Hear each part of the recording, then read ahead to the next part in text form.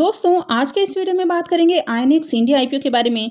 तो वैसे तो आईपीओ आज से ही ओपन हो चुका है, लेकिन आज के वीडियो में हम जानेंगे कि कंपनी क्या काम करती है, कंपनी के फाइनेंशियल कैसे हैं, कंपनी प्रॉफिटेबल है या फिर लॉस मेकिंग है, इसका प्रीमियम किस प्राइस पे ट्रेड कर रहा है और आईपीओ अब तक कितना सब्सक्राइब हुआ है, इस आईपीओ में अप्लाई करना है या फिर नहीं करना है तो लॉन्ग टर्म के लिए करना है या सिर्फ और सिर्फ लिस्टिंग गेन के लिए करना है। तो चलिए वीडियो को शुरू करते हैं। लेकिन इससे पहले कि मैं वीडियो को शुरू करूं, अगर आप इस चैनल पर पहली बार विजिट कर रहे हैं या फिर आपने चैनल अब तक सब्सक्राइब नहीं किया है तो चैनल को सब्सक्राइब कर लें और साथ में वीडियो को भी लाइक कर दें। तो आईपीओ के डिटेल्स की बात करें तो आईपीओ 14 दिसंबर यानी कि आज से ही ओपन हो चुका है और ये 18 दिसंबर यानी कि मंडे को क्लोज होने वाला है। फेस वैल्यू 2 रुपये पर शेयर है और बुकिंग प्राइस 660 रुपये है। तो आपको हमेशा ही कट ऑफ प्राइस पर अप्लाई करना है, यानी कि लोअर प्राइस बैंड को देखना ही नहीं है, आपको जो अपर प्राइस बैंड है उस पर ही अप्लाई करना है। आईपीओ में 22 शेयर्स का लॉट है। अब यहाँ पर देखें तो आईपीओ 1459 करोड़ रुपए का है और ये पूरा का पूरा ऑफर फॉर सेल आईपीओ है। अब आईपीओ आज से ओपन हुआ है और एंकर इन्वेस्टर्स की ओर से कल ही इसमें बिडिंग आती हुई देखने को मिली है। तो एंकर इन्वेस्टर्स को इस आईपीओ में 66,33,285 इक्विटी शेयर्स ऑफर किए गए हैं। अगर इनके पोर्शन की बात करें तो 437.80 करोड़ रुपए का इनका पोर्शन देखने को मिल रहा है। तो चलिए एंकर लिस्ट को भी देख लेते हैं। अगर आईएनएक्स सीवीआई आईपीओ के भी एंकर लिस्ट को देखें तो इसका एंकर लिस्ट भी आपको काफ़ी इंटरेस्टिंग देखने को मिल रहा है। तो यहाँ पर भी काफ़ी सारे एंकर इन्वेस्टर्स आते हुए देखने को मिले हैं। तो अगर इस आईपीओ में बात करें तो टोटल आपको 41 एंकर इन्वेस्टर्स आते हुए देखने को मिले हैं। अब यहाँ पर देखें तो इसमें 12 म्यूचुअल फंड्स कंपनियों ने 28 स्कीम्स के जरिए आईपीओ में पैसे लगाए हैं। तो यहाँ पर अगर म्यूचुअल फंड्स के पोर्शन को भी देखें तो इनका पोर्शन 50.86% का हो जाता है, यानी कि टोटल जो एंकर इन्वेस्टर्स का पोर्शन देखने को मिल रहा है उसका ऑलमोस्ट 51% म्यूचुअल फंड्स कंपनियों को एलोकेट किए गए हैं। अब अगर इस कंपनी के बिजनेस की बात करें तो कंपनी काफ़ी पुरानी है। कंपनी 1976 में इनकॉर्पोरेट हुई है और ये जो कंपनी है ये क्रायोजेनिक इक्विपमेंट की मैन्युफैक्चरिंग और इनकी सप्लाई करते हुए देखने को मिलती है, यानी कि कंपनी एक निश सेगमेंट में बिजनेस करते हुए देखने को मिल रही है। अब ये जो कंपनी है इसरो के चंद्रयान 3 प्रोजेक्ट में भी जो मेजर सप्लायर है उसके रूप में देखने को मिली है, यानी कि जो क्रायोजेनिक टैंक ये सप्लाई करती है तो उसका यूज़ काफ़ी सारे रिसर्च सेंटर में किया जाता है। अब यहाँ पर जो भी स्पेस सेंटर हैं तो वहाँ पर अलग अलग तरह के जो गैसेस हैं वो यूज़ किए जाते हैं, जैसे कि हाइड्रोजन की बात करें या जो भी फ्यूल आपको देखने को मिलता है तो अलग अलग तरह के जो गैस हैं वो फ्यूल के रूप में यूज़ किए जाते हैं। तो जो क्रायोजेनिक टैंक होता है तो इसमें जो अलग अलग तरह के गैसेज हैं वो भरे जाते हैं। तो कंपनी उसकी मेजर सप्लायर देखने को मिल रही है। तो कंपनी क्रायोजेनिक टैंक की डिज़ाइनिंग, इंजीनियरिंग, मैन्युफैक्चरिंग और साथ ही इंस्टॉलेशन करते हुए देखने को मिल रही है। अब अगर इनके क्रायोजेनिक टैंक्स की बात करें तो इनका बहुत जगह यूजेस आपको देखने को मिलता है।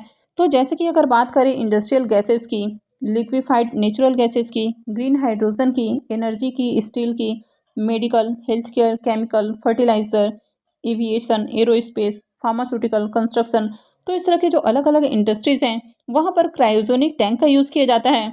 तो ओवरऑल देखें तो इंडिया के अंदर ये इकलौती ऐसी कंपनी है जो कि क्रायोजेनिक टैंक बनाते हुए देखने को मिलती है। और ये जो कंपनी है क्रायोजेनिक इक्विपमेंट्स की ग्लोबल सप्लायर भी देखने को मिलती है, यानी कि इंडिया के बाहर भी सप्लाई करते हुए देखने को मिलती है। तो जो भी साइंटिफिक रिसर्च सेंटर्स होते हैं वहाँ पर इस तरह के टैंक की ज़रूरत होती है, तो कंपनी इंडिया के बाहर भी इनकी सप्लाई करते हुए देखने को मिल रही है। अब यहाँ पर बात करें तो कंपनी हाइड्रोजन, ग्रीन एनर्जी, तो इससे जो जुड़े हुए प्रोजेक्ट देखने को मिलते हैं तो उनसे जुड़ी हुई है। तो यही कारण है कि मार्केट में इसकी ज़बरदस्त डिमांड है। इसके साथ ही अपने सेगमेंट की एक नीश प्लेयर भी देखने को मिलती है, यानी कि जिस सेगमेंट में काम करते हुए देखने को मिल रही है उस सेगमेंट की इकलौती ऐसी कंपनी है। अब यहाँ पर देखें तो आईपीओ पूरी तरह से ऑफर फॉर सेल है, इसके बावजूद भी इसकी ज़बरदस्त डिमांड है। जैसे कि आपने इससे पहले टाटा टेक्नोलॉजी आईपीओ को देखा, वहाँ पर भी आईपीओ पूरी तरह से ऑफर फॉर सेल था। यहाँ पर आप क्रायोजेनिक टैंक को भी देख सकते हैं कि कंपनी इस तरह के जो टैंक है वो बनाते हुए देखने को मिलती है, यानी कि इनकी डिज़ाइनिंग, मैन्युफैक्चरिंग और साथ में इनकी सप्लाई करते हुए देखने को मिलती है। तो कंपनी इस तरह के क्रायोजेनिक टैंक्स की सप्लायर देखने को मिलती है। और सितंबर 30, 2023 तक की बात करें तो कंपनी के ऑर्डर बुक में 1036 करोड़ से ज़्यादा का ऑर्डर देखने को मिल रहा है। तो कंपनी का ऑर्डर बुक भी ज़बरदस्त है। तो ओवरऑल कंपनी के बिजनेस की बात करें तो कंपनी का बिजनेस काफ़ी अच्छा देखने को मिल रहा है। कंपनी के फाइनेंशियल को देखें तो फाइनेंशियल 21 से फाइनेंशियल 23 का कंप्लीट फाइनेंशियल है और फाइनेंशियल 24 के 2 क्वार्टर यानी कि 6 मंथ का फाइनेंशियल देखने को मिलता है। एसेट की बात करें तो यहाँ पर ग्रोथ है। रेवेन्यू की बात करें तो कंपनी के रेवेन्यू साल दर साल बढ़ते हुए देखने को मिल रहे हैं। कंपनी के प्रॉफिट आफ्टर टैक्स को भी देखें तो कंपनी के ईयर ऑन ईयर प्रॉफिट भी बढ़ते हुए देखने को मिल रहे हैं। नेटवर्थ की बात करें तो यहाँ पर भी ग्रोथ है। साथ ही कंपनी के ऊपर जो डेट है वो भी कंटिन्यू आपको कम होते हुए देखने को मिल रहे हैं। करंट में कंपनी के ऊपर 31 करोड़ से ज़्यादा का डेट देखने को मिल रहा है। हालांकि ये डेट भी बहुत ज़्यादा नहीं है क्योंकि कंपनी काफ़ी अच्छे प्रॉफिट बना रही है, तो कंपनी कभी भी अपनी डेट को पूरी तरह से ख़त्म कर सकती है। तो ओवरऑल कंपनी के फाइनेंशियल भी काफ़ी अट्रैक्टिव हैं। कंपनी के एसेट, रेवेन्यू और साथ ही प्रॉफिट में लगातार ग्रोथ देखने को मिल रही है और कंपनी का डेट भी कंटिन्यू कम होते हुए देखने को मिल रहा है। अब यहाँ पर कंपनी का बिजनेस और इसके फाइनेंशियल काफ़ी अट्रैक्टिव हैं, लेकिन यहाँ पर आपको एक नेगेटिव पॉइंट भी देखने को मिल रहा है कि कंपनी काफ़ी ओवर वैल्यूड प्राइस पर आते हुए देखने को मिल रही है। इसका जो पी है वो 39.22 का देखने को मिल रहा है। मार्केट कैप देखें तो 5,990 करोड़ का मार्केट कैप है, यानी कि स्मॉल कैप कंपनी है। आरओई और आरओसी देखें तो ये दोनों ही काफ़ी बढ़िया हैं। ईपीएस देखें तो ये भी आपको बढ़िया देखने को मिल रहा है। साथ ही रिटर्न ऑन नेटवर्थ ये भी काफ़ी अच्छा है। अब यहाँ पर कंपनी ओवर वैल्यूड प्राइस पर आती हुई देखने को मिल रही है, तो लिस्टिंग के साथ ही यहाँ पर गिरावट आ सकती है, जैसे कि टाटा टेक्नोलॉजी में आपको देखने को मिला। अब कंपनी के प्रमोटर्स की होल्डिंग को भी देखें तो कंपनी के प्रमोटर्स की होल्डिंग 99.30% है और आईपीओ आने के बाद कंपनी के प्रमोटर्स की होल्डिंग 75.46% रहेगी।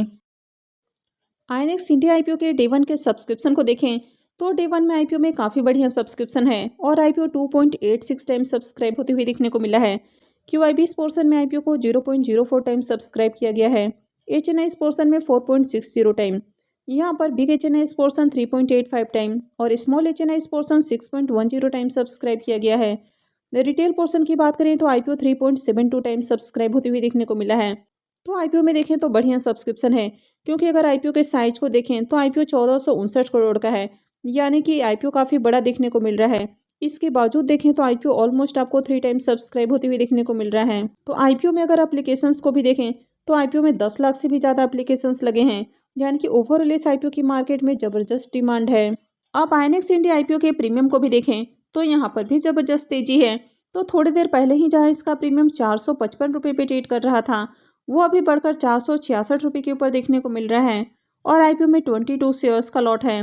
इसका मतलब है कि आईपीओ से 10,252 रुपये एक लॉट से प्रॉफिट बन सकता है। अगर इसके प्रीमियम को भी देखें तो इसका प्रीमियम 70% से भी ऊपर ट्रेड कर रहा है, यानी कि ज़बरदस्त प्राइस पर इसका प्रीमियम ट्रेड करते हुए देखने को मिल रहा है। आईपीओ में देखें तो सब्सक्रिप्शन भी बढ़िया आते हुए देखने को मिले हैं। तो ओवरऑल इस आईपीओ की मार्केट में डिमांड है, तो इस आईपीओ में अप्लाई करना है। लेकिन यहाँ पर आईपीओ ओवर वैल्यूड प्राइस पर आते हुए देखने को मिला है, तो लिस्टिंग के साथ ही यहाँ पर आपको प्रॉफिट बुकिंग आती हुई देखने को मिल सकती है, जैसे कि आपको टाटा टेक्नोलॉजी आईपीओ में देखने को मिला। लेकिन वहाँ से अच्छी रिकवरी भी हो सकती है, क्योंकि कंपनी देखे तो नीच सेगमेंट में काम करते हुए देखने को मिल रही है। ओवरऑल फ्यूचर में इस तरह की कंपनियों की डिमांड आने वाली है, तो इसके कारण आगे इसमें ग्रोथ आती हुई देखने को मिल सकती है। तो इस आईपीओ में लिस्टिंग गेन के साथ ही लॉन्ग टर्म के लिए भी अप्लाई किया जा सकता है। तो अभी बात करें तो फिलहाल आपको इस आईपीओ में लिस्टिंग गेन के लिए अप्लाई करना है। अगर आगे एक डिप देखने को मिलता है तो वहाँ से इसके और शेयर्स को ऐड करना है और उसके बाद आप इसको लॉन्ग टर्म होल्ड करके रख सकते हैं। तो ओवरऑल बात करें तो इस आईपीओ में ज़रूर अप्लाई करना है। वैसे किसी भी आईपीओ में अप्लाई करने का डिसीजन पूरी तरह से आपका अपना होना चाहिए। आपको अपने रिस्क रिवॉर्ड को एनालाइज करके ही कहीं भी इन्वेस्टमेंट करनी है। तो आई होप कि आपको ये सारी जानकारी अच्छी लगी होगी। तो अगर आपने इस वीडियो को अब तक लाइक नहीं किया है तो वीडियो को लाइक कर दें और साथ में चैनल भी सब्सक्राइब कर लें। और वीडियो को अंत तक देखने के लिए आप सबका बहुत बहुत धन्यवाद।